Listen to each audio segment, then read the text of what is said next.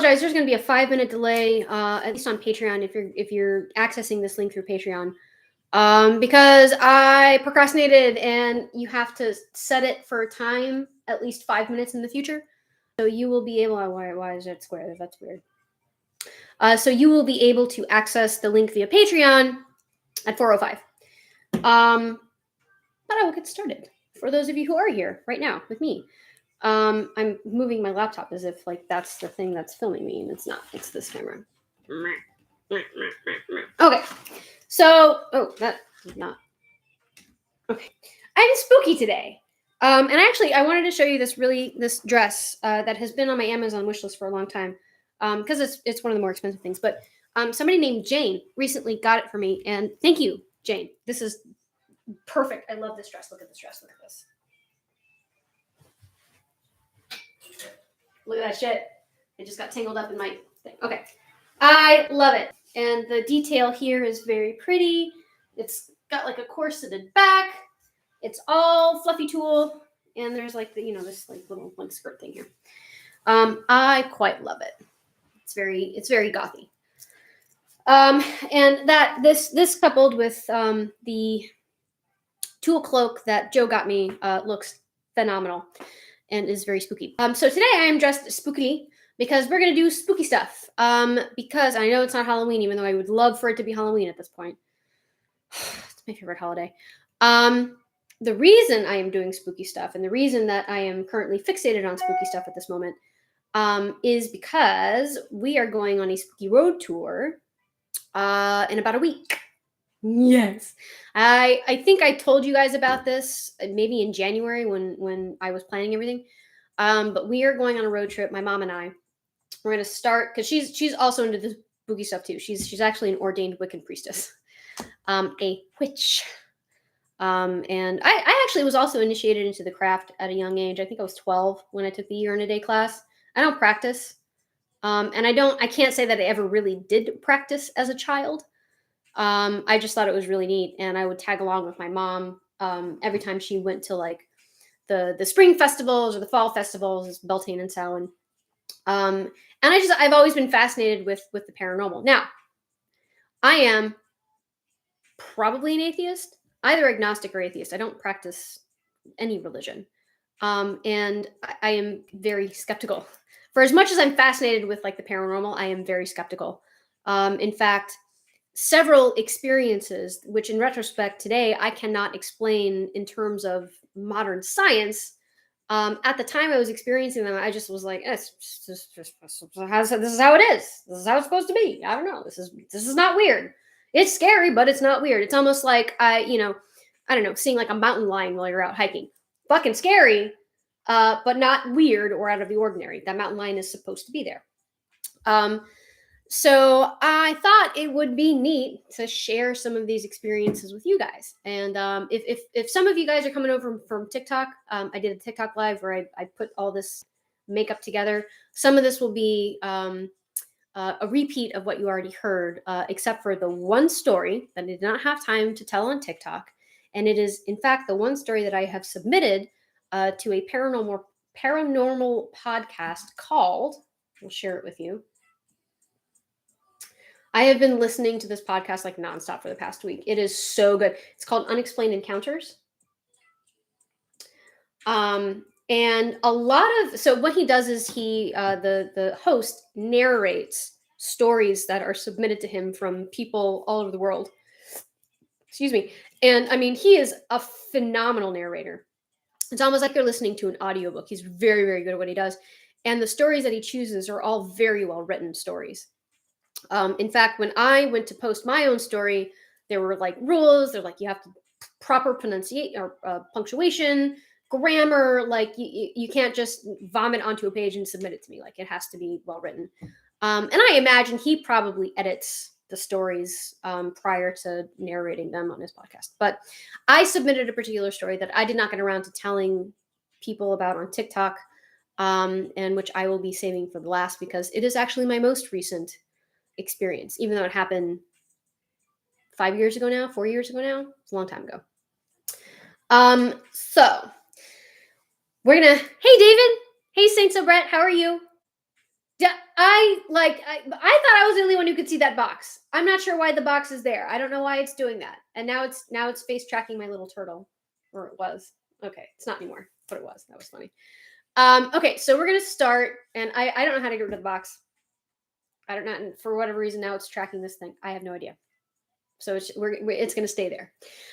So the first experience, we're gonna go in not chronological order. We're gonna go in order of severity.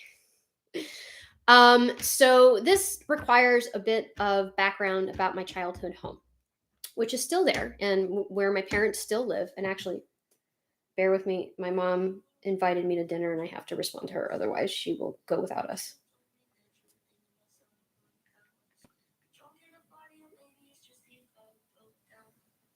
Okay. So the house, woo woo woo woo woo. My dog hears something outside. Now he's barking about it. The house was designed actually by my mother. So she designed. She's not an architect. She's a lawyer.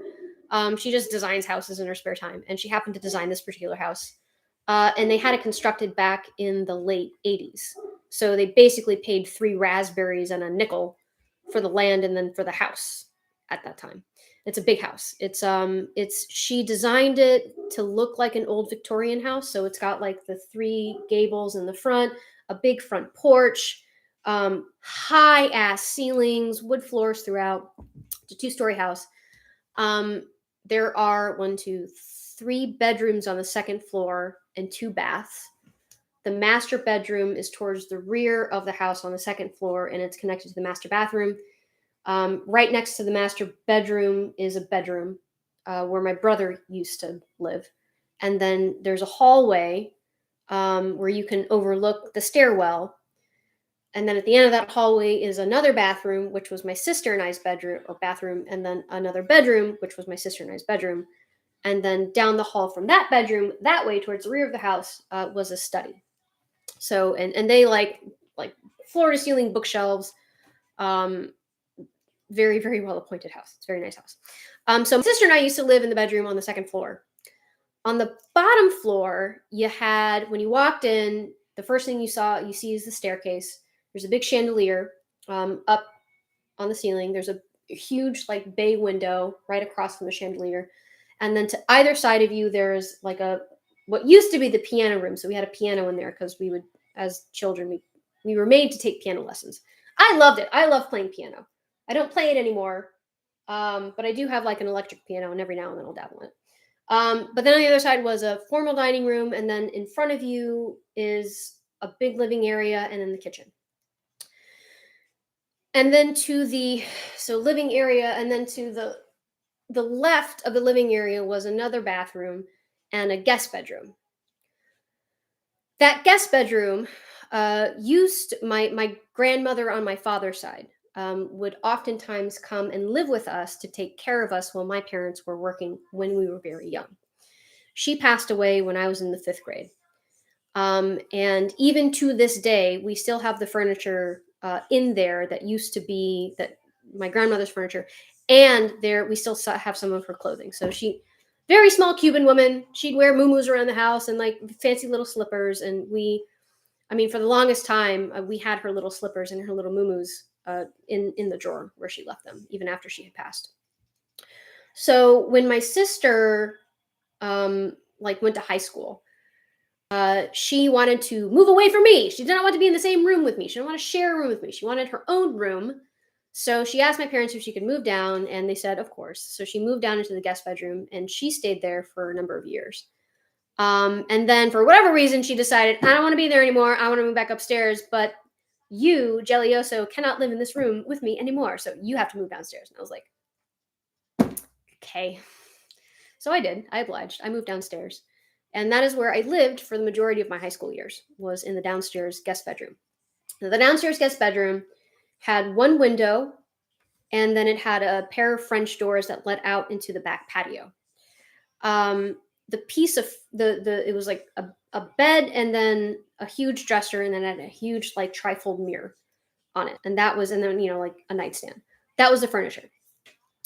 So another fun fact about this house is that it was slab on grade. Now its frame I think in the last live I said it was concrete block and then frame, but I called my mom and she's like, "No, you idiot! It's all frame all throughout." So it's a frame house on slab on grade. And if for those of you who are not familiar with, I guess, construction terms, slab on grade is essentially a big concrete foundation. This is important to the story. Right outside my window is the AC unit. It's on a hurricane pad, which just means it's elevated above the ground. And then right across from me, is the air handler closet. So I would notice, like late at night, as I was sleeping, the bed would shake, like vibrate. And it only happened at night. And I never thought anything of it. I figured, I was like, maybe it's just the wind blowing the house and it's shaking the floor and that's transferred up to the bed, or maybe it's the air conditioning outside that's like, generating these vibrations that's causing this bed to shake the way that it wasn't violent. It was just a very like just a very like gentle shake.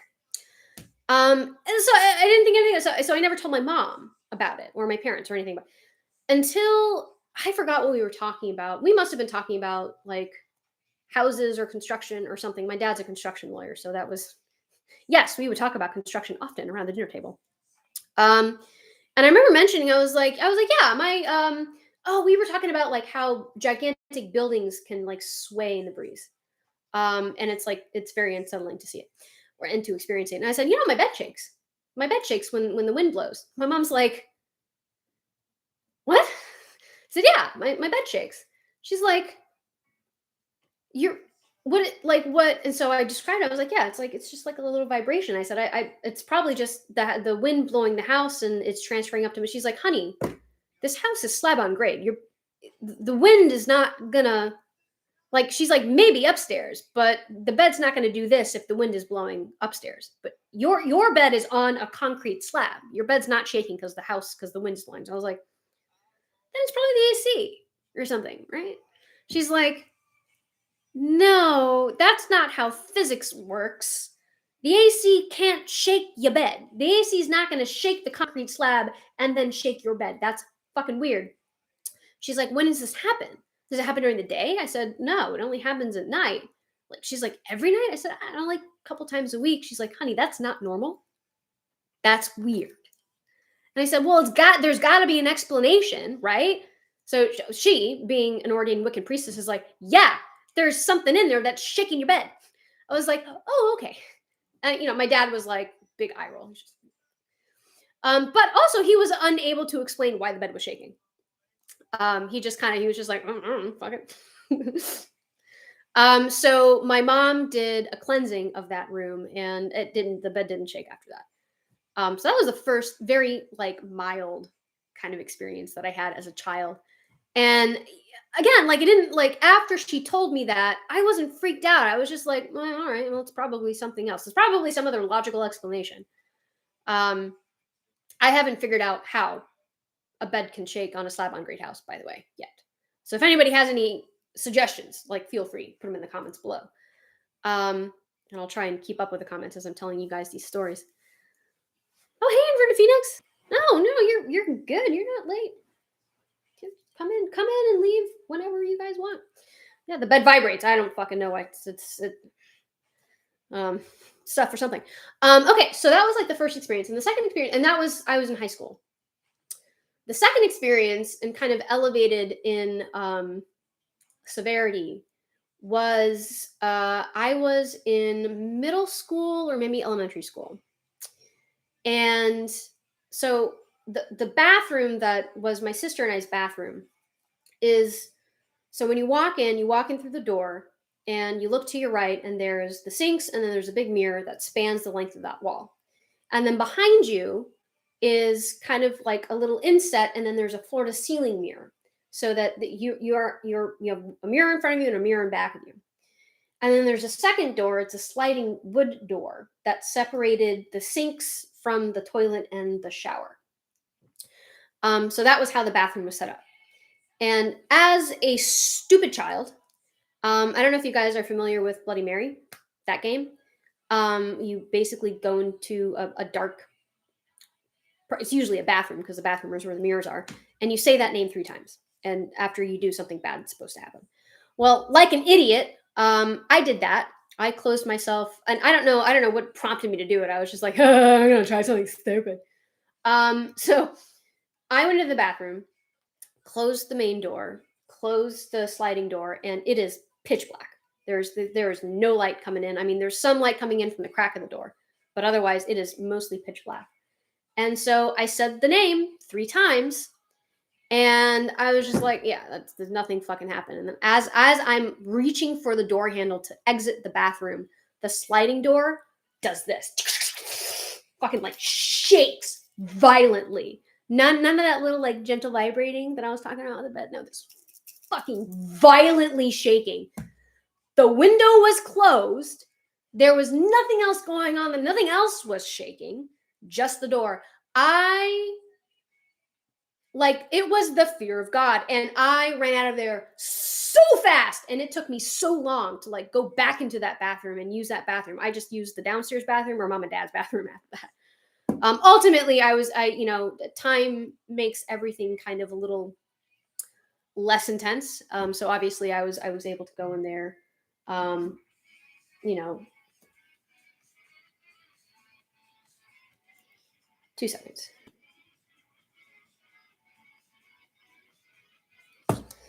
So I was able to go in there afterward, and it was fine.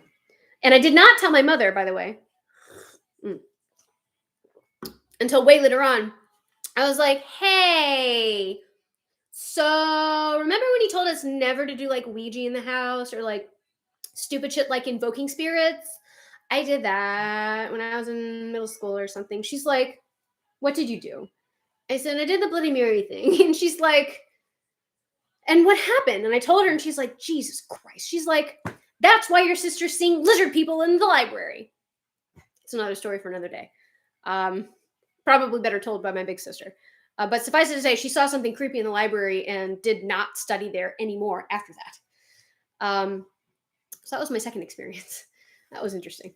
And something, again, like I can't explain it. There no logical explanation. There was literally nothing that could have made that door shake as violently as it did, other than somebody being on the other side of the door pushing it, like repeatedly. So I have no idea. I don't know.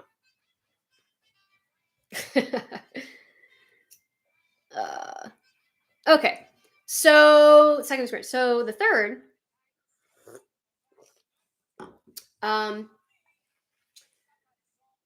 also took place in that house. And again, I mean, this house was like my parents built this house, so it's not like people lived there before us and like something tragic happened inside. Like they built the house for us. And as far as I know, somebody on TikTok suggested maybe it was the land on which the house was built. I don't know. I don't think so. It was a pretty well developed neighborhood at the time. So I don't know. I am not aware now. That's not true. There's a park, like 2 or 3 miles away from our house, and within that park there are all kinds of like ancient Native American like shell mounds, and they found all kinds of like pots and stuff. So clearly, in this park, like Native Americans lived. So I don't know. Maybe they spread over to our neighborhood back in the day, and maybe it was like an old graveyard. I don't fucking know. I have no idea. But this next experience happened when I was in the 7th grade, and I remember clearly. So it was a time. So middle school, for whatever reason, they made middle school start like 2 hours later than high school and elementary school. So my little brother, who was in elementary school at the time, had already left, and my big sister, who was in high school at the time, had already left, leaving just me and my mom at home in the morning. And I remember I was trying on a bathing suit in the morning because, like, that weekend we were going to somewhere that had water and a bathing suit was necessary. And I was trying on an old one to see if it still fit. And as I'm trying it on, I hear this faint rattling, like a doorknob rattling. The house, because it has such high ceilings and because it's wood, sound travels very well through the house, so I could hear. I was like, that's weird. And then I hear my mom say very loudly, "Go away." I was like, the fuck is it? Like, so like an overly zealous Jehovah's Witness at the door or something? Like, what's going on? And like a couple minutes went by, and I heard the very faint rattling again, and then I hear my mom say again, "Go away! You are not welcome here." And the sound stopped. And I was like, well, that's weird. Sounds like somebody was just being obnoxious, trying to get, like in the front door. I couldn't, like, I didn't, in my brain, I wasn't like connecting the rattling noise with what my mother was saying until I went downstairs and I was like, who was that? And she's like, very nonchalantly reading her newspaper. Oh, somebody's trying to get in. I was like, should we call the cops? That like literally somebody tried to break into our house and you're just sitting there reading the newspaper? She's like, it wasn't that kind of person. I was like, ma'am, could you be any more vague? I was like, what was it? Where were they trying to get in? She's like, they were trying to get in through the garage. And I looked to the garage. Now, the garage is set up such that there's like the main garage door. It's a 2-car garage, main garage door. And then there's a door from the garage into the kitchen. And there's another door from the garage that leads out to the back. All of the doors were closed. And the door to the from the garage to the kitchen was locked. And I was very perplexed. I was like, did they climb through the window or something? Like, how did they get into the garage? She's like, oh, I don't know. I said, you really should call the cops. She's like, Gelioso, it was not a person. It was a thing. It was an entity. I was like, that rattling. She's like, yeah. I was like, what was it? She's like, I don't know. It's gone now. Like that, but that's my mother. She was just like, it's gone now.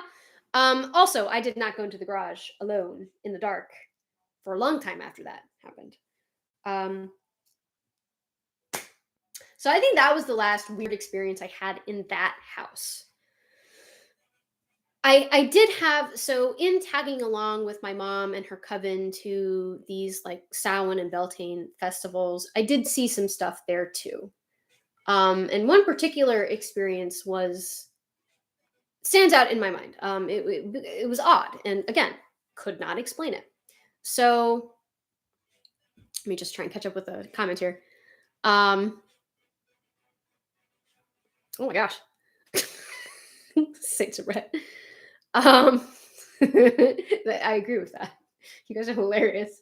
So I was probably 13 and I tagged along with my mom's coven, and her coven, it was just a guy named Steve.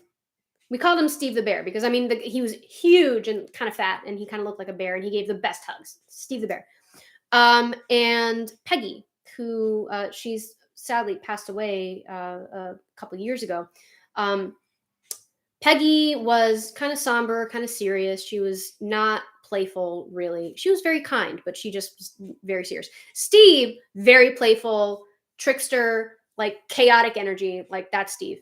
And then it's my mom, who is no nonsense, not quite as serious as Peggy, not as playful as Steve, but like no nonsense. And then it was myself, and then it was my high school friend who also went through the year and a day class with me and was initiated into the craft. And he came along, and he, I would not consider him a playful soul. And he's also very skeptical, which it was surprising to me that he wanted to go through the year to day class. Because there's so much openness to kind of the paranormal in the pagan and Wiccan religious traditions. So it was interesting to me that he chose to do that. But in any case, so we went, I think it was Beltane, because it was the weather was very nice outside. It wasn't too cold. And we decided to do the Ouija board at the festival, which took place in this nature park, big nature park. So outside, not within any structure. And, they had a very fancy Ouija board. They put out on I think it was a table. They had a table. I don't think it was on the ground. So they put it on the table. We all sat around. And, we all put our fingers on the planchette. And the planchette starts moving. Now, me being who I was at the time, I was like, you motherfuckers, you're moving this shit. This is not, like, whatever. But I stayed there because it was interesting. They were asking questions, and we were getting very clear answers, which is why I was like, somebody's moving this. It's probably Steve. And at one point, Peggy dips out. She's like, all right, I'm tired. I'm gonna go to bed. So she leaves. So it's just me, my mom, Steve, and my friend. And it's still moving. It's still moving, like, pretty fast, and it's very very responsive to the questions. And at some point, mom says, "All right, I'm tired too. I'm going to dip out." And she leaves and she goes to bed. So now it's just me, Steve, and my friend. And at this point, like I'm like, Steve, stop moving. You moving this entire time, man. Like what? He's like, I'm not moving it. I'm not moving it. I'm like, bullshit, Steve. Take your hands away from the planchette. And he's like, all right. And he took his hands away. And that shit was still moving. It was just me and my friend now. And my friend, who was already pale, like the dude was like pasty white. Like if there was any way that somebody that pale could lose any more color, he did it. The color just drained from his face, and he looked up at me and he's like, I'm I'm not moving it. And I was like, he's like, are you? And I said, and then I was like, no, I'm not moving it. It's moving on its own. So we looked at each other and we looked at Steve, and Steve's just kind of like sitting back, like chuckling, just like, yeah, little Padawans. Um, and we're like, all right, on the count of three, we're going to take both our hands off of it at the same time. So we're like, 1, 2, 3. Took our hands off. And that shit still moved. That shit, and it didn't move very far. Like it moved from one letter to another letter, but it was very deliberate. It was on one letter. We took our hands off, and then it moved to another letter. Like we put the board away at that time. Steve did what he needed to do to close out the session and whatever. And we left. And I again, like I don't know. It was on a level surface. There was no wind. I don't know how else it could have done that. And I didn't. The way that we removed our hands was straight up and back. So it wasn't like we pushed it a little bit with our hands as we were removing our hands. I don't know. I don't know what else. I don't know. I have no answer. So that was not. And most of these stories is just like I don't have an answer. I don't for that one. I can't even take a guess. I mean, other than something that science has not yet discovered. But by the way, that was also the last time I ever played with a Ouija board. And I do not suggest playing with Ouija boards inside your house, in a cemetery, or in any kind of structure that you frequent. I am superstitious, even though I'm skeptical. And it's just one of those things where it's just like, if those are the rules, like why break them? Why tempt fate? So I follow the rules. At least I do now. I didn't when I was a child, clearly. What time is it? Okay. I think it was an N. It was either an N or an M that it ended on, the planchette. And we didn't stick around to see what it was trying to spell out. We left. But yeah, it was interesting.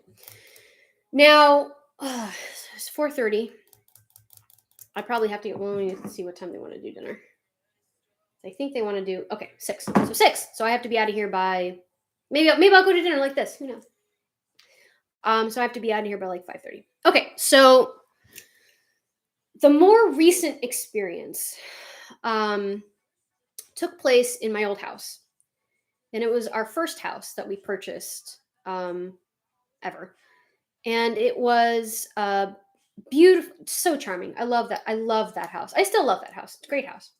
It was an old bungalow built in 1948, and if y'all have ever been in Florida, specifically like further south, this particular kind of house, like this bungalow, is prevalent throughout Florida. And it's usually they have higher ceilings, lots of windows, and lots of ceiling fans, because back in the day it was fucking hot down here and we didn't have AC everywhere. So it had to be so that air flowed through relatively well, and there had to be some sort of source generating air if the air was still, because otherwise you die. So that was this house. It was the original footprint of the house. It sits on a crawl space. And the original footprint was just 2 bedrooms, 1 bath, a kitchen, and then there was a 1-car garage and a loft right above the garage. As time went on, various previous owners added on. So One owner added like a rear room that is like, it was like a dining room, and then like back of the dining room was like this area. It was like an office area, and then to the side of the dining room was the master bedroom and a master bath. And then another owner added on the side of the house, it's called a Florida room or a sunroom, and it was basically just, it's all windows. This particular owner insulated it and put an AC unit in it, and completely closed it off. So it actually ended up being just like another room that was just very sunny. But what bought me on this house, what sold me on this house, not only was it was very quirky because there were like all kinds of different finishes throughout, like different flooring everywhere. One of the owners had like built custom cabinetry, in the rear room, and it was just gorgeous. I loved it. But what sold me was the loft. The loft was so freaking cool. It was up exactly 6 stairs above the main house. And when you reached the top of those stairs and you looked immediately to your left, there was another loft. It was like 4 more stairs up, and there was like another little loft. It was like a loft. It was so cute. And then towards the very end of that loft, like the main loft, there was what we called a Harry Potter closet. The door to the closet was only like 3.5 feet tall.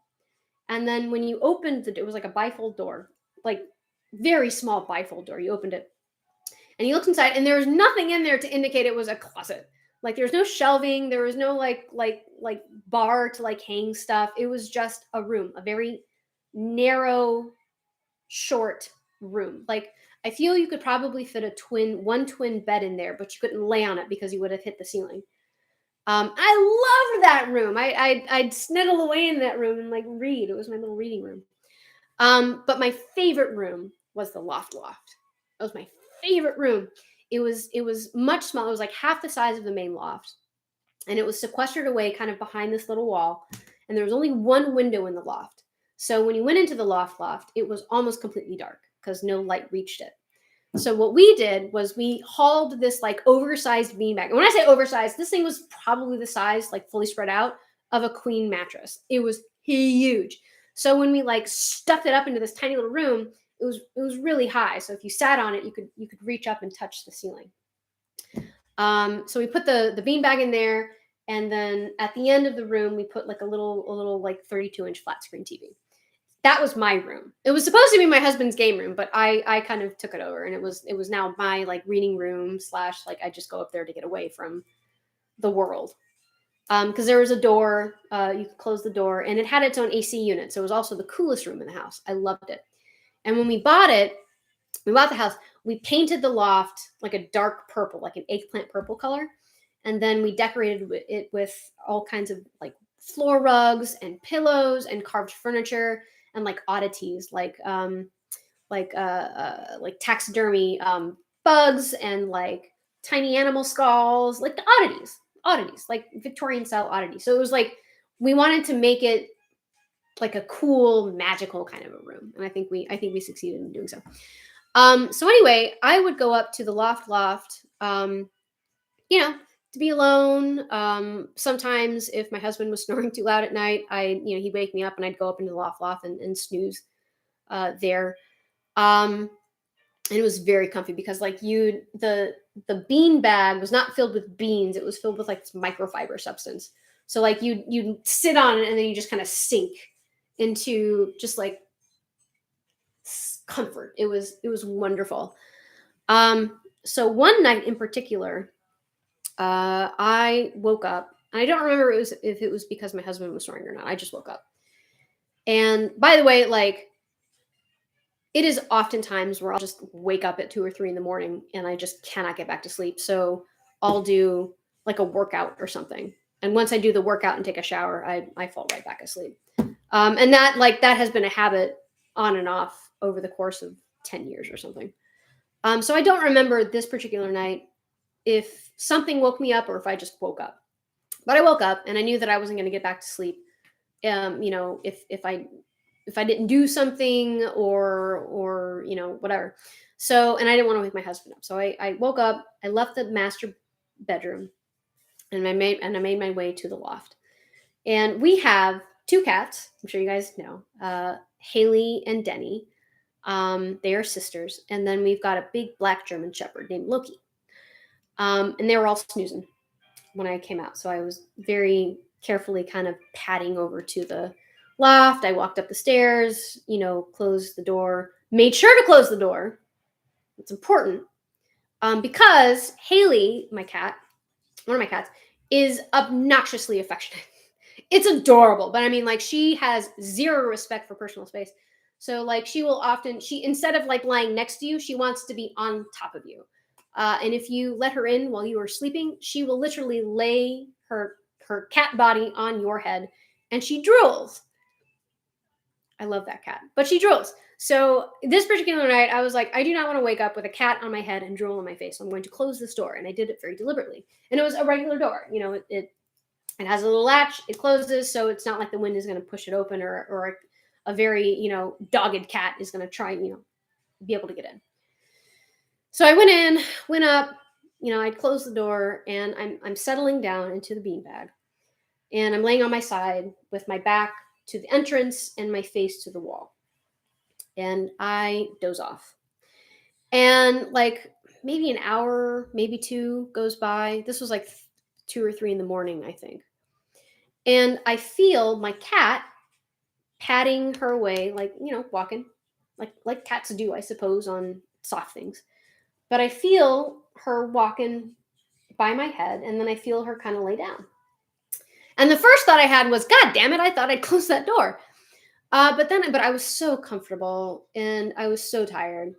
And she was being very uncharacteristically respectful of my space. And she just laid down, right up near my head.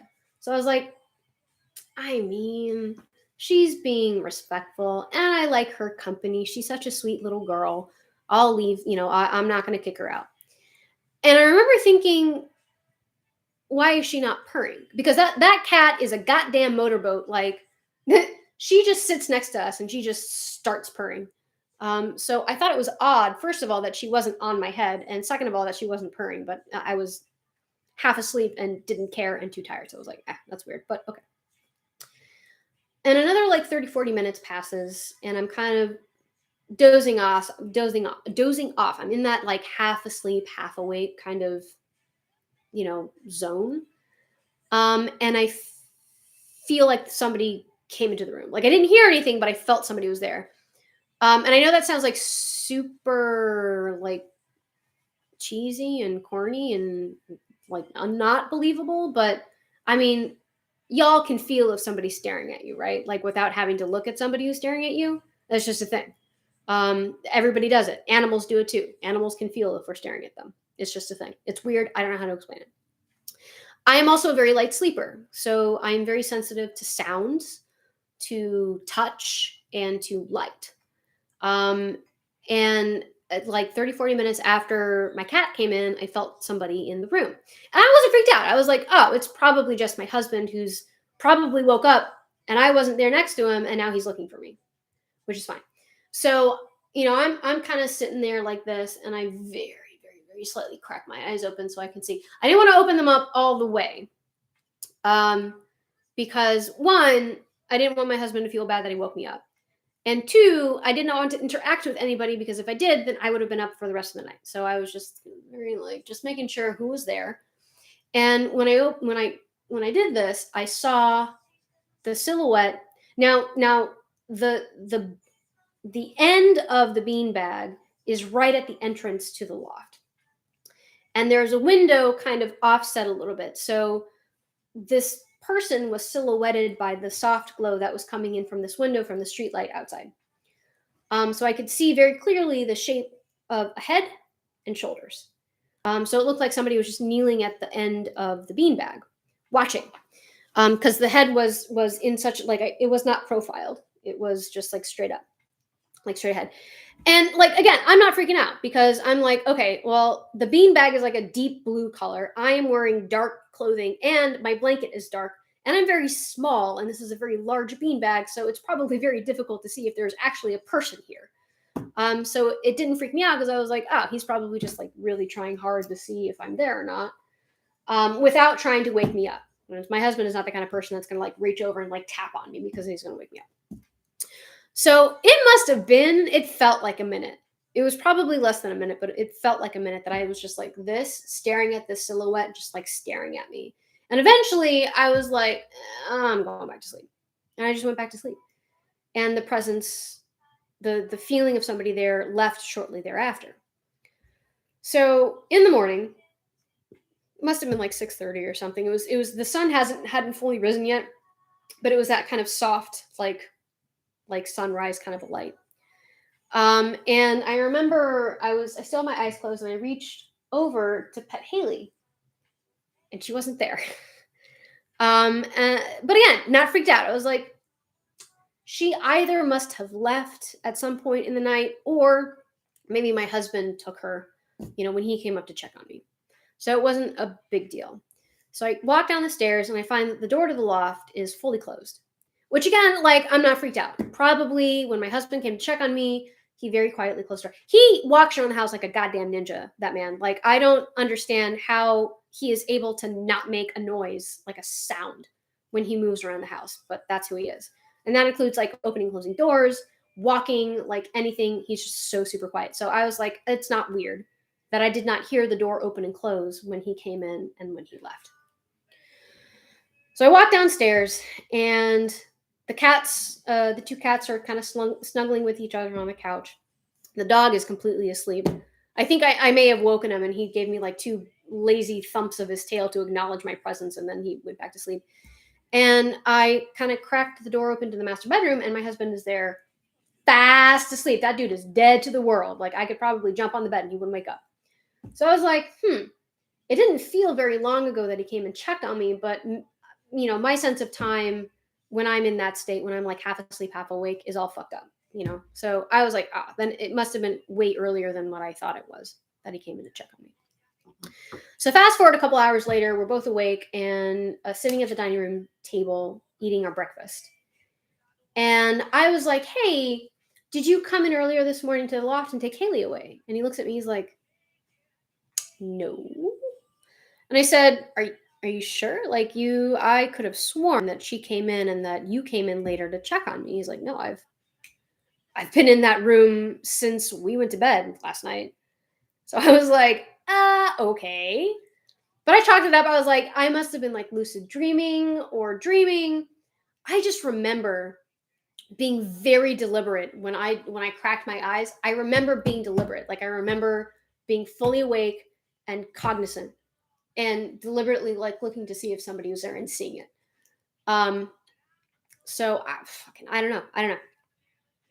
I still to this day do not know. Oh, thank you so much, MBIP LLC Scott. I appreciate it. Let's see. I'm trying to catch up on the comments here. I don't know who Tracy and Dan is, but I mean, if they're anything like, if they're into the craft and the paranormal, probably they're like my mother. Lamar, yeah, actually, I have considered having my own podcast, and I'm actually trying to put one together now. And I think it's going to be spooky because I really love spooky stuff, and there's not a lack of spooky things in this world to talk about. So, but you guys will be the first to know if and when I do get a podcast up and going. Well, thank you so much. Spooky live stream. Yes. Good shoes and body discipline. Or not shoes at all. He actually walks around the house in socks. Not shoes, socks or bare feet. Okay. So now we come to the last experience I had. And I haven't had like a weird experience since this. It also happened in the old house, up in the loft. But like a couple months later, like a couple months after the first experience in that house. So at this time, like it was a weekend, I think it was like early fall, and we had just come home from a night of drinking. And we went to the master bedroom and we just crashed.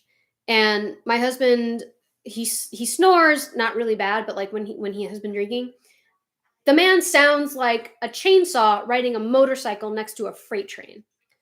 And that was what happened that night. So like he started snoring at like again, 2 or 3 in the morning. And I woke up and I was like, there's no way. There's no way I'm sleeping tonight with this freight train next to me. I have to leave. So, and like I had forgotten all about the first experience. I wasn't thinking anything of it. I knew that I wanted to be in a cold, dark place and snuggle and go to sleep. So I made my way back up to the loft, positioned myself the same way I had last time. I was on my side, back facing the entryway, face facing the wall. And again, I was snoozing for about an hour, maybe 2. And you guys, when you're sitting on a bed and like somebody sits down on the bed on the other side and like you kind of go up a little bit, especially if you're smaller than the other person, like you go up. That's what I felt. So I felt something large. This was not a cat. This was not like last time. Like a human, like a big thing, lay next to me. So because I went up, something lay next to me and I went up.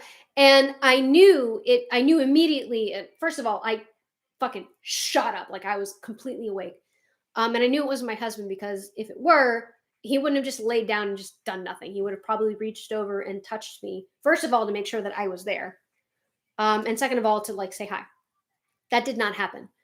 So I raised, and now I'm freaked out. Now I'm like really scared.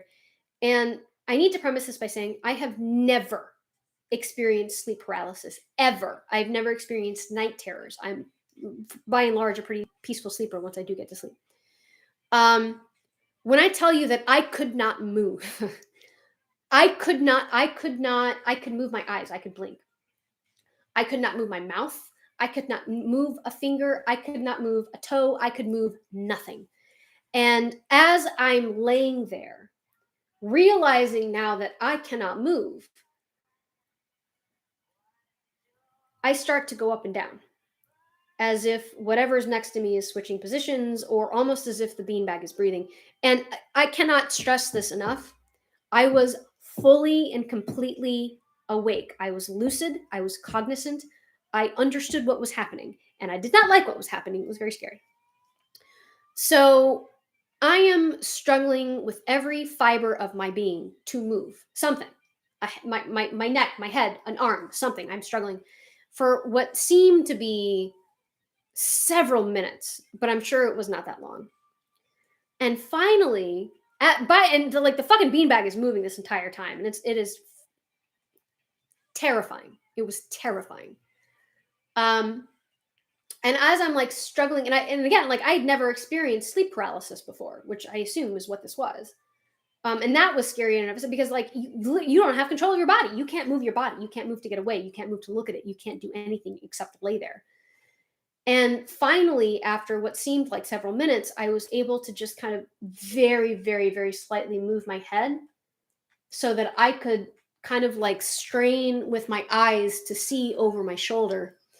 And when I did this, God, this is going to sound so fucking weird. It's going to, you guys aren't going to believe me. Which is why I have not told this to anybody but my mother and my husband. But now I'm telling it to the entire internet. Yeah. So when I was able to just very slightly move my head and kind of turn my eyes as much as I could, what I saw was this. That. I saw a hand. Actually, kind of much like my hand. It was a little bit thinner than my hand. I've got kind of a broad hand. But it had long fingers and it had long nails, and it was a ghostly pale white. It was very white. It was almost gray. And it was just kind of hovering over me. I did not keep my eyes open to see more than a half a second. Like I saw it, I was like, nope. And I completely, like I shut my eyes, like, nope, nope, nope, nope, nope, nope, nope, nope, nope, nope, nope, nope, nope, nope, nope, nope, nope. So I shut my eyes immediately. And almost instantaneously, as soon as I shut my eyes, I was able to move again. And the presence was gone. The weird moving of the beanbag was gone. And I very calmly got up, walked downstairs, opened the door, walked over to the master bedroom, walked inside, laid down, and just laid there until my husband woke up. I did not tell him about this experience until many, many, many weeks later. And I that was about when I told my mom what happened, and she's like, oh, she's like, has this ever happened before? I said, and I told her about the first experience with the silhouette and the cat. And she's like, do you know the history of this house? And I said, no, not really. I mean, I know it was built in 1948 and it's had several additions, but I don't really know like what the history of the house is. So we did some research together, and through the property appraiser's website and obituaries and Google, we found that there was one owner who was a lady. She was the only name on the deed, which it doesn't say a whole lot. Well, she owned the house back in the 1970s, so maybe. Typically, when you have a deed to the house, like if you are man and wife, both of you are on the deed to the house. It is rare to have just like one spouse on the warranty deed to the house. But this woman was, and it was even rarer back then, right? But this woman, it was only her name, and we found that she had passed away while still owning the house. We don't know if she passed away inside the house or in hospice or how old she was or how she died. We don't know any of that. We just know that there was a single woman that lived in the house and died while she owned it. And my mom and I were like, well, maybe. And I have to say, like, I was terrified. Terrified. But I didn't feel like my life was in danger. Like I wasn't afraid for my life, or I guess my immortal soul. So, and I told my mom, and she's like, well, maybe it was benevolent. Maybe it was just,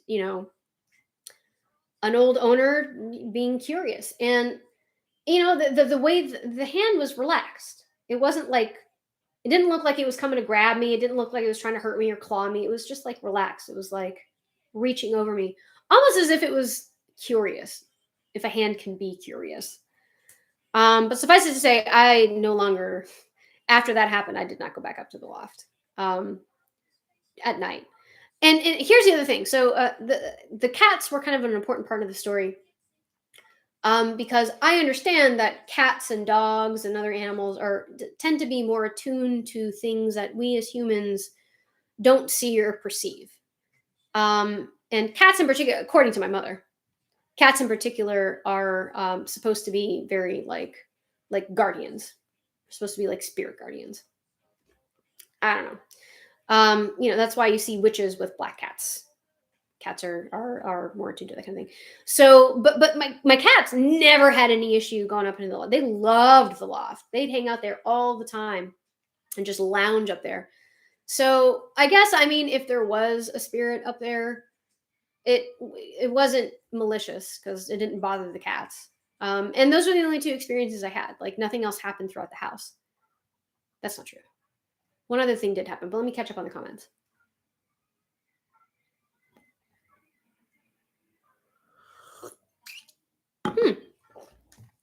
Arnold Castillo. That's interesting. I would never want to purposely put myself into a state of sleep paralysis. That was horrifying, and I never want to experience it again. 2 to 3 a.m. because that's the wishing hour. Oh, I like that you use the term veil at its thinnest. Yes, that is a term that a phrase that I'm very familiar with and acquainted with. Yeah, I mean, sleep paralysis. That's the only thing I can assume, and I don't know if I haven't researched like other symptoms of sleep paralysis. I don't know if you hallucinate while you're paralyzed, but that was the only instance in my entire life where I experienced sleep paralysis. And it hadn't happened before, and it has not happened since. It was very odd.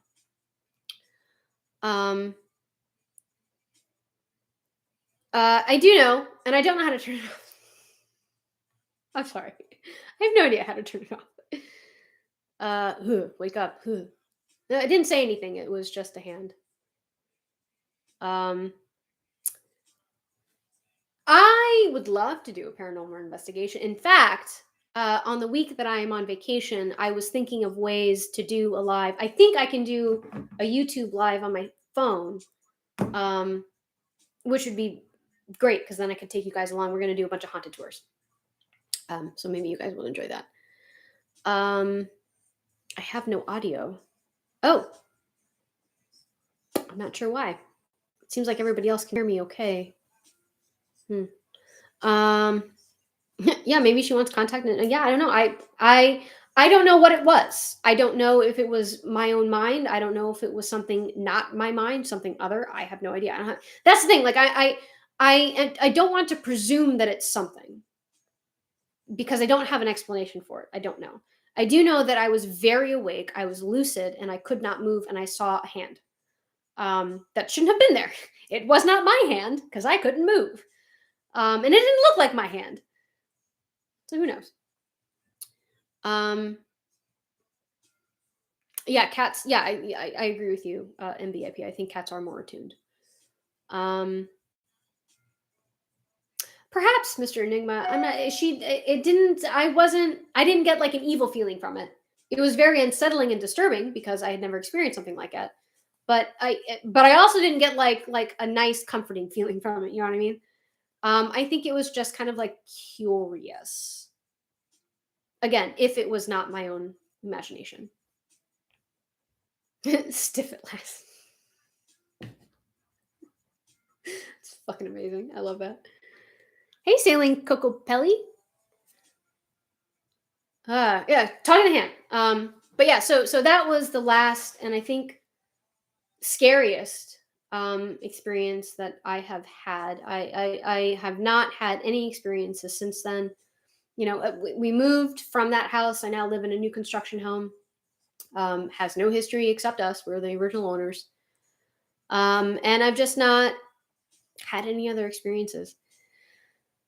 But yeah, I cannot explain those. Those particular experiences I can't explain. Now I've had like other experiences that I can, like, it was probably like an animal or the wind or something.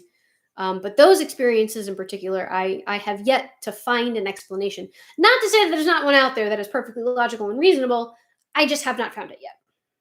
So, oh no, your apartment's haunted? Like what happened? Does stuff move? Like, oh my god, I'm so fascinated right now. Like what happens? Fascinating. Fascinating stuff.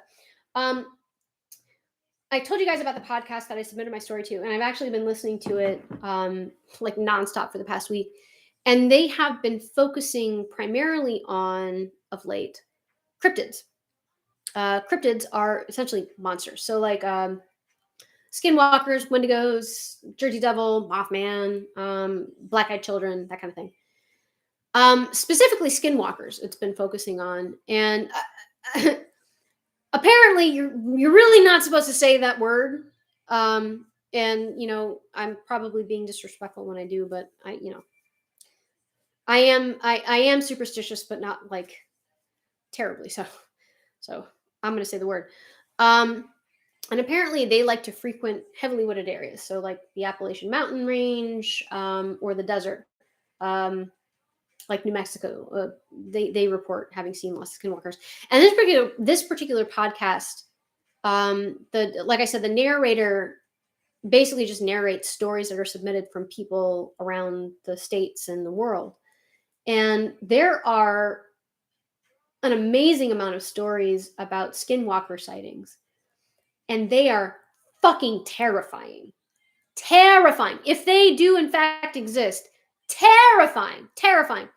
Um, the story goes, and fact check me if I'm wrong. I apologize if I'm being disrespectful to the Native American culture. This is my understanding of what a skinwalker is based on my research and reading articles. It is apparently some sort of medicine man or woman, or magically inclined person who has either tasted human flesh, and I don't think that is the more popular version. I think this next version, or has done something wrong, has done something evil, has abused whatever power it is that they were born with, and so has become this basically undead creature that wears the skins of other creatures, like the actual skins of other creatures. So oftentimes you see these creatures portrayed as having like deer heads or wolf heads or elk heads or coyote heads. Their limbs, so they're like knees. You know how our knees are, they bend a certain way. Well, their knees apparently bend the opposite way. So it looks like almost they're, well, that's not fair to say, because like if you look at a cat or a dog, like their knee bends the same way as our knee does. And then the part that kind of goes up and then down, that's their foot. So like the thing that we see kind of more as a knee is actually their heel, and they're kind of just walking on their toes. So that's kind of what a skinwalker's like back legs look like. They look like dog legs or coyote legs or deer legs. But most of the time in the stories that I hear that they're clawed. So they've got like paws and like elongated, like their hands or their arms are super long and they like drag on the ground, and they got these like big sharp claws. And their heads are either like it's a mix. It's like either like it's a like a deer or a wolf or a coyote head, but like wrong, almost like it was like stretched over something. Or it's like a humanoid head with like really black eyes and almost zero mouth and very sharp teeth. And apparently what they do is they stalk people. Um, I've I've never heard of any account of somebody being actually harmed by one of these things. But they certainly, freak people out by stalking them. And this particular podcast has a lot of really interesting stories. And one story in particular stands out to me because it resonated with me. Now, obviously, this could all be fake. Like he could be writing this shit himself. The stories are all very well written, which kind of is like they're all very similarly written or like spoken, which makes me think either he has written these stories himself or he has edited them, if they are in fact accounts that have been submitted by actual people. Take everything with a grain of salt, right? But this one story came from this guy who was studying to get his PhD in biology, and his thesis was on like mosquitoes. I don't remember what exactly. It was all very like scientific jargon. But essentially what he had to do for this thesis is he had to go out and collect mosquito larvae, which necessarily involved going out to wooded areas and creeks and, still bodies of water and collecting these larvae. I believe he was in New Mexico. Strike that. I don't actually remember where he was, which state he was. But he went on this one, on an expedition to gather mosquito babies, and he had all this equipment with him. And as he's kind of walking back, he hears, first of all, the wood goes completely silent, which is, I've never experienced that before, and I don't think I ever want to. But like, the bug stopped, the bird stopped, the squirrel stopped. It was all very, very, very still, according to this person. And immediately he was like, this is weird, and it makes me uncomfortable, and I want to get out of the situation as quickly as I can. So he starts quickening his pace, walking through these woods, trying to get back to his car. And he hears a branch snap, and it was a very dramatically like told story, which either bespeaks this narrator's just talent in telling stories, the writer's talent in writing stories, or again, it was just something that he came up with. But in any case, it was very entertaining. So because I am who I am, I'm going to believe that it was a true story that was just edited and told very well. So anyway, this PhD student, hears this branch snap in the woods that are very still, and this freaks him out. It would freak anybody out, honestly. I mean, even if we were like a predator, like a mountain lion or a bear, like I'd be fucking freaked out that the wood has gone quiet and now there's like this big thing that's moving in the woods near me. So he quickens his pace even more. And a few more steps in, he starts to smell this very pungent, cloyingly sweet death smell. You know that smell like when you pass like roadkill and it's like this, ooh, it smells like death. Ew. That was the smell that he smelled, according to him. And he was, like at this point, he's pretty freaked out, but he's not like, his mind isn't like, fuck, it's a skinwalker. Like he's just like, this is weird. I smell death. Maybe like an armadillo just died or something. Ugh. So he keeps moving and the death smell goes away. And he comes up to this creek. And despite the wood being completely silent, the dude like kneels down and gathers more samples. Honestly, at this point, I'd just be like, nope, I'm out of here. I am deuces. Peace out. But he didn't. He was gathering more samples. And then the death smell came back. And this was several yards from where he had first smelled it. And the woods were still, right? The wind's not blowing. So it's not catching this like death smell and bringing it to him, presumably. And he's like, did something else die around here? This is weird. Okay, I am getting a little bit freaked out. It's also getting a little bit late. I'm gonna make my way back to my car. So he, picks up his equipment and he starts back on the trail, and he hears something moving in the woods. Something big, like a big thing, not like a squirrel or a lizard or a snake or something, like a big thing. And he stops and he looks around. And when he turns, he sees long, like far off, but this like creature that's like on all fours, but he's like, it was tall and slender, and when it moved it was jerky, and like it didn't move naturally. It didn't move like a deer or a puma or a wolf or something. It was like jerky in its movements, like it was trying to move naturally but completely failing at doing so.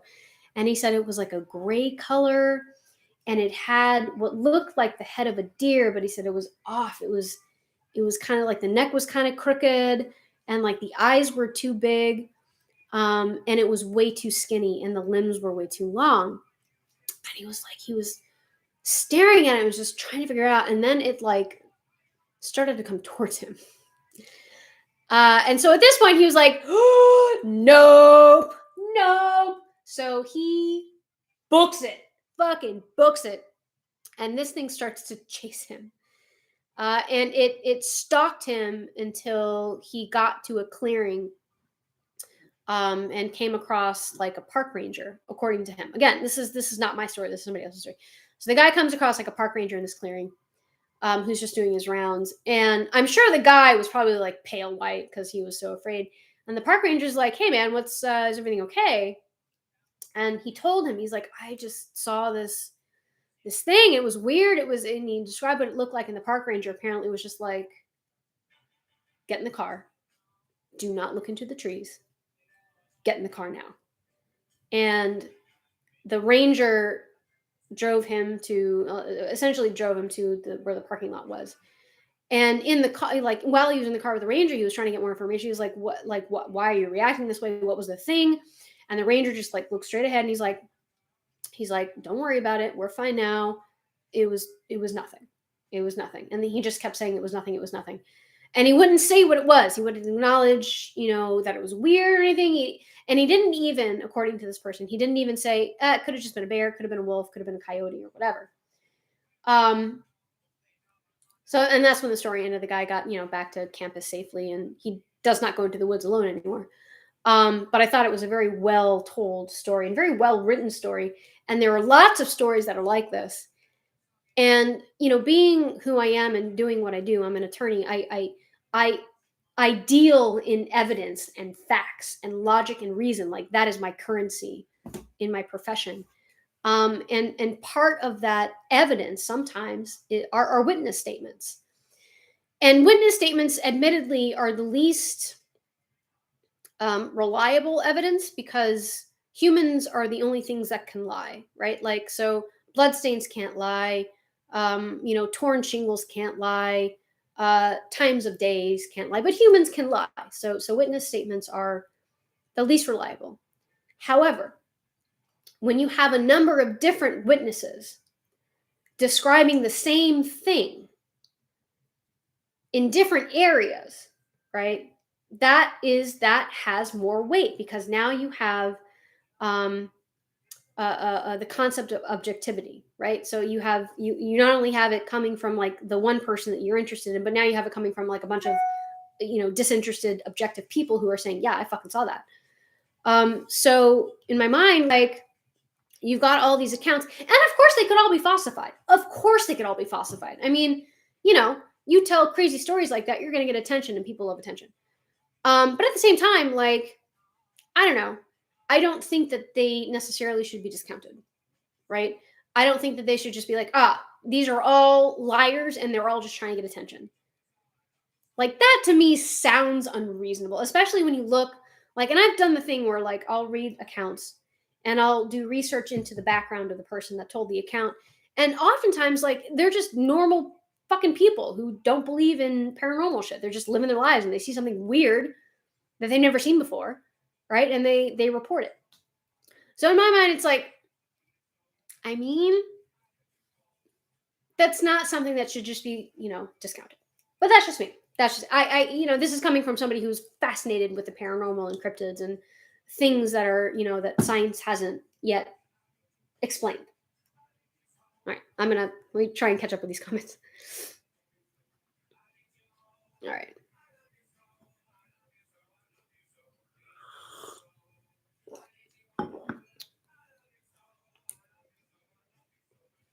Ooh, no. Nope, nope, nope. Mr. New, I will not communicate. If it is in my house, will not happen. Now, there's a graveyard like within walking distance of my house now.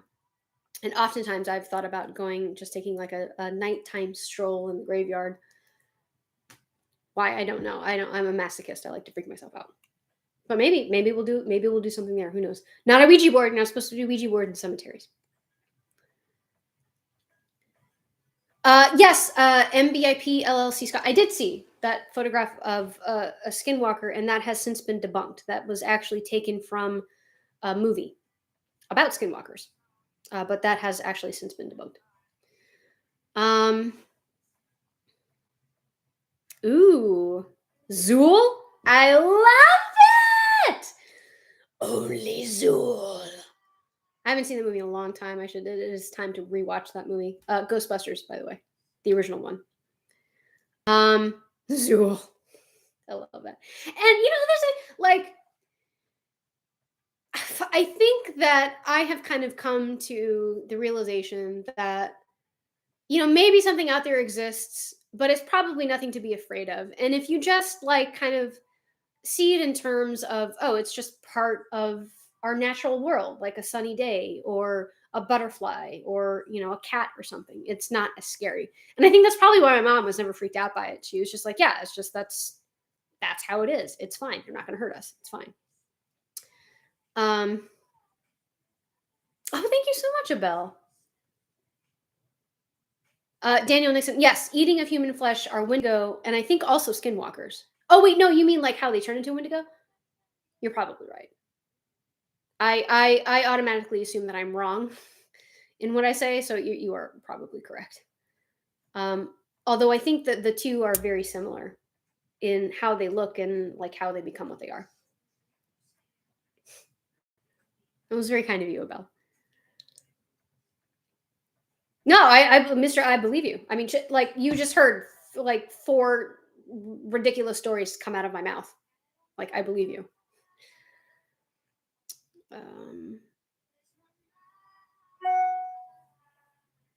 Get out of here. There we go.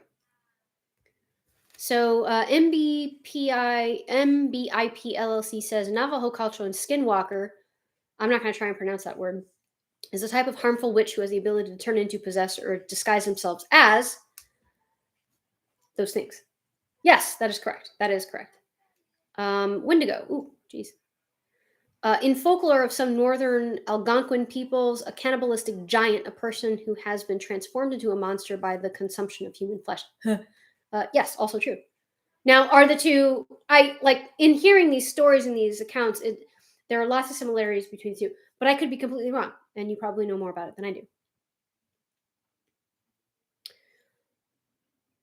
Thank you so much, MBIP. Very vicious bunnies. Are they like the Monty Python bunnies? It's just a bunny. It's just a rabbit. Also, David, y'all over across the pond have a very rich and long history and bloody and violent history. And castles. Y'all have castles over there. God, I'd love to stay in a castle. I was able to stay in a castle when I was in Ireland. I forgot what it was called. Cabra Castle. Near Dublin. It was amazing. And absolutely, we did go out at night ghost hunting. We didn't find anything. But it was like built in the 16th century. It was just stunning. They had the resident two Irish wolfhounds who are basically the size of horses, and a little. Actually, I think I might even still have photographs. Let me pull them up. I gotta show you. Um, there was like a little brown dog, and then there was a big Irish wolfhound. The little brown dog's name was Lucy. Let's see. Bear with me. Oh, there she is. All right, so at Cabot Castle, this was Lucy. Yes, there she is. Isn't she sweet? Sweet little. That's my hand. That was Lucy, and then I didn't know what the Irish wolfhound's name was, but that was the Irish wolfhound. Big guy, big dog. That person standing behind him is 5'11". He's a big boy. And then let me see if I've got a picture of the actual castle. Oh no, I don't have a picture of the actual castle. Bummer. But Google Cabot Castle in Ireland. It was a beautiful, beautiful spot. Did not see any hauntings, unfortunately.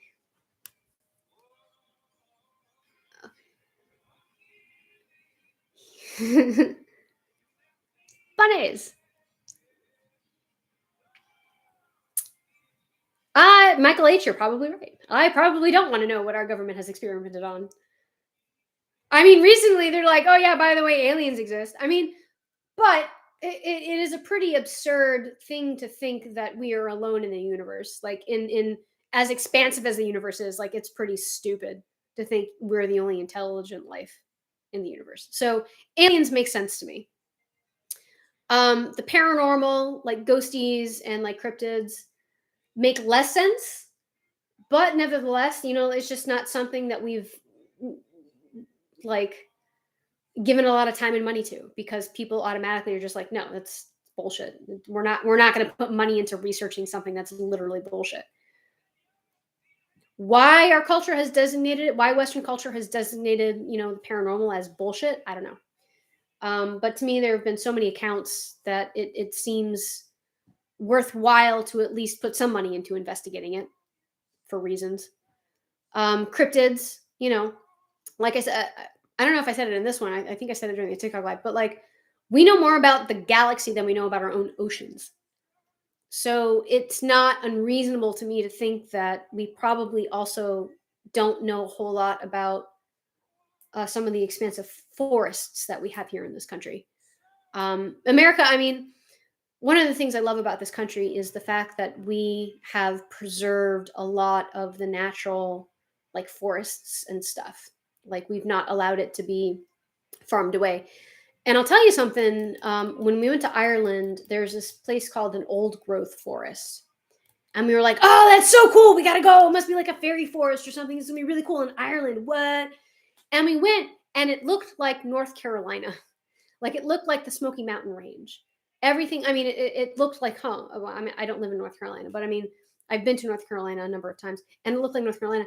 And I realized at that moment that it was old. It was considered old growth because nobody had touched it.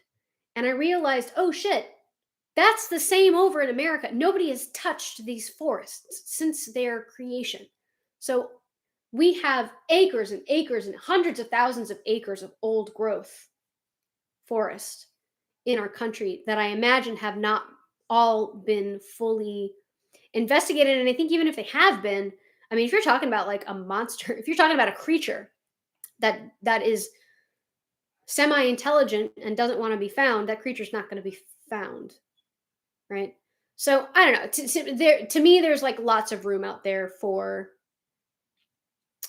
further discovery, is how I'm going to put it. Oh, that's so cool. My sister got married at Bolt Castle in Thousand Island, New York. We have castles here? There are castles here? What? I didn't know we had castles here. I thought that was just a European thing. Fun fact, there's a castle in Ireland called Black Castle, and it is one of the oldest castles in Ireland, and apparently it books out like years in advance because there's only one room. And it's all, I mean, they keep it all like original. So there's no electricity. Well, there is electricity and there's running water because it has to be. There's like no air conditioning. The walls are not insulated. It's just fucking stone walls. It's all they tried to keep it as original as they could. And so when you stay there, I mean, you experience the castle in as close as condition it was to when it was first constructed, even down to like the meals. Like they don't give you like what we like forks usually have 4 prongs, right? They give you like a 2-prong fork and like, you know, those like weird like looking spoon, at least weird to us nowadays. I would love to stay a night in that castle. That would be so cool. Montana's active. Ooh. I'll have to check it out. USA Land Management Bureau will pay people to stay there and get a free room and board for helping out with tourist work. I think I've heard about that place in Montana where like they pay you to stay there. Wasn't it an old mining town? It was like a city that was built specifically to accommodate like miners, right? Almost like Google, like how Google has kind of created its own like little city. Right? I think I feel like that's what you're talking about, but let me know. Yeah, Ireland is stunning. Ireland is just stunning. I would live there if I could. I love Ireland. And it's by the water. I need to be by water. And the water is like clear. It's like Bahamas clear. It's so pretty. Love Ireland.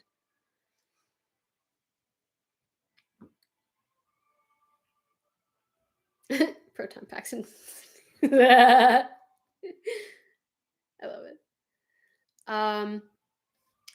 New York Canadian. Yeah, I will absolutely Google it. We have Newcastle hamburgers in the U.S. We do have. I think it's White Castle, like White Castle burgers, and it is in fact shaped like a tiny White Castle. It's hilarious. But yeah, so those are my ghost stories. I don't have many, and I don't necessarily want to collect more, at least in the place that I reside.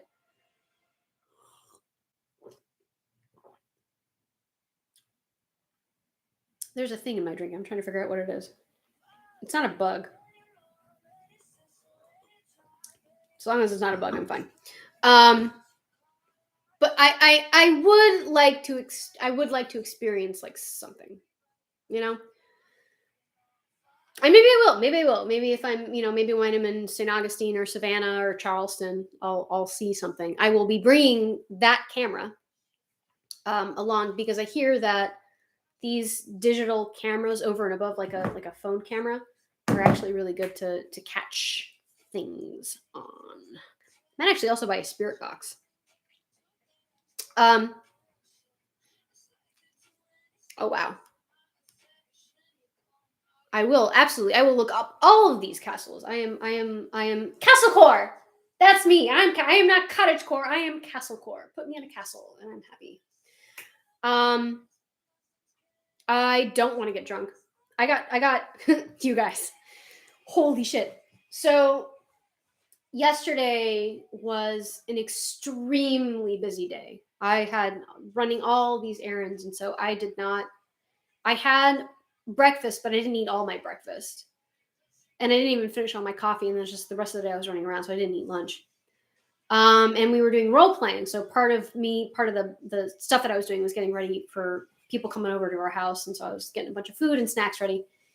And I made myself a Mai Tai, which is 1.5 ounces of white rum, 3/4 ounce orange like liquor, so like Grand Marnier or triple sec, 1/2 ounce of aged rum, and I use 1/2 ounce of lime. I don't like my Mai Tais super duper tart. And traditionally, how it's served is once you squeeze the lime, you're left with like a little lime boat. You put a sugar cube in there, you cover the sugar cube in 151, and then you set it on fire.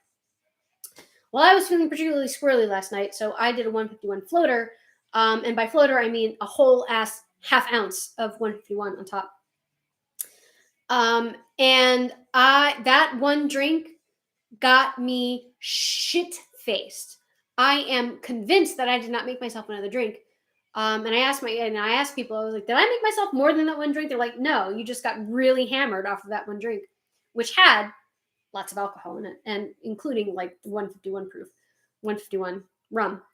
And I got so hammered that I went to sleep at 7:30 p.m. But before doing so, I threw up every single thing that was in my belly, which was not a lot. So last night was not a great night for me, and I don't necessarily want to repeat it tonight. I will be eating something tonight to soak up any alcohol that I'll be drinking. So, and apparently, like, usually if I get drunk, I'm like really boisterous and obnoxious and like belligerent.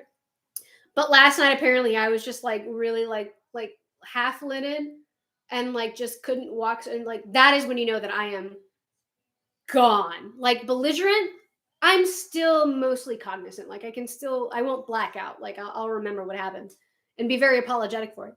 But when I'm completely hammered, I get the sleepy face where I can barely keep my eyes open, and like the spins really bad. I'll get the spins really bad, and I'll get real sleepy.